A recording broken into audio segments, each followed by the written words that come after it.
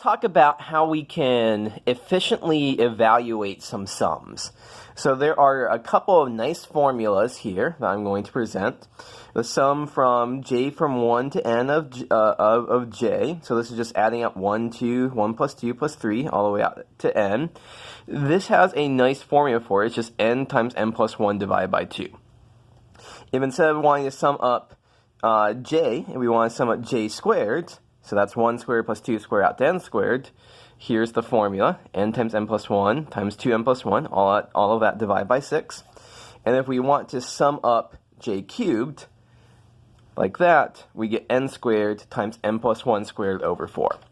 Let's do some examples where we do some calculations with this, just to see how we might use this. So, perhaps I ask you, what is the sum from k to 1 of 10 of 2k squared minus 7k plus 1? So one way that we could do this is certainly just kind of do it from scratch, calculate out this for k is equal to 1, k is equal to 2, k is equal to 3, k is equal to 4, so on and so forth. But I think we would quickly get bored, and there's going to be a faster way to do this. So we can use linearity of summation to rewrite this as the sum from 2 times the sum from k is equal to 1 to 10 of k squared minus 7 times the sum from k is equal to 1 to 10 of k plus the sum from k from 1 to 10 of 1. And all three of these are going to be sums that we know. So let's take a look here. So we're summing up k squared here. So that is this middle formula. It doesn't matter which letter we use here between j and k. And the upper index here is 10. So this is going to be 2 times 10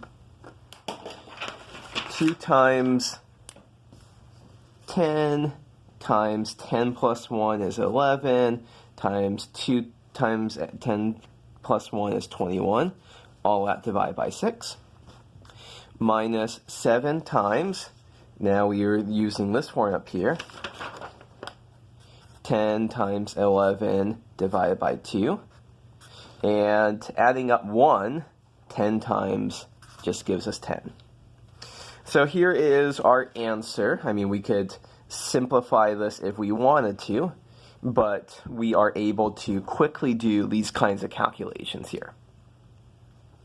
So this is a nice little example, but let's do a more fun one. Let's do one that has a little bit more going on in it. So what would happen, let's combine this with a limit. What happens if I combine this with the limit as n goes to infinity, a sum from I from 1 to n of I squared minus I plus 1 over n. So when we do this calculation, oh, sorry, I'm forgetting one thing here from my notes. That should be an n cubed. So when we do this calculation, first thing realize that we are divided by n cubed. We could rewrite this as 1 over n cubed times I squared minus I plus 1. And we are, so ignoring this limit for the time being, we're summing up over I. We're assuming kind of that n is a constant here. So we can actually move this 1 over n cubed constant outside the sum. It has to stay inside the limit, but we can move it outside the sum.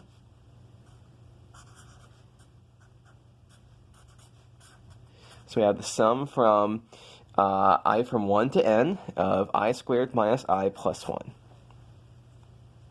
So now we're going to go ahead and evaluate the sum using our rules here. So the sum of I squared is this. So n times n plus 1 times 2n plus 1, all of that divided by 6.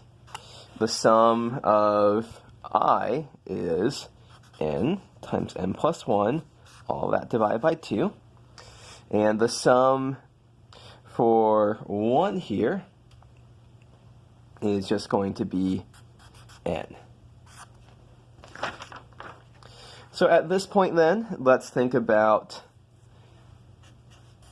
we have this limit, 1 over n cubed, and if we expand all of this out, we can put over a common denominator of 6 here. Crunching this out, we end up with 2n cubed, and then the n squared terms, I think, is going to be 2, 3, minus 1 is 2.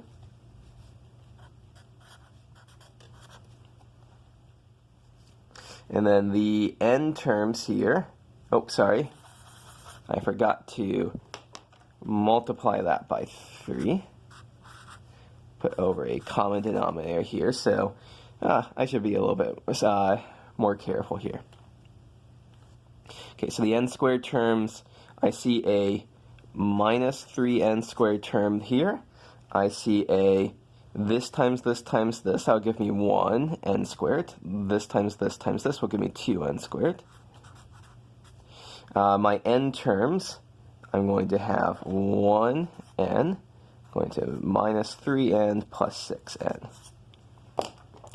So what do we have? Limit n goes to infinity of 2n cubed minus n squared plus 4n, all that over 6n cubed. Now what's going on here? We're taking the limits n goes to infinity. Note that we have an infinity over infinity indeterminate form. So we could limit out a couple times, or alternatively, we could just look at the highest powers here to see that this ends up as 2/6, so this is 1/3. So this is a very typical calculation we want to do. In the near future, we'll see why exactly we care so much about doing this kind of calculation.